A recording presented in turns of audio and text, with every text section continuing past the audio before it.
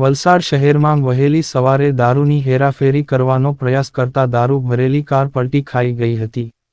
ગેરકાયદેસર દારૂની હેરાફેરીએ રોડ પર ચાલતા બે રાહદારીઓ અને સામેથી આવી રહેલા મોપેડ ચાલકને ટક્કર મારી હતી.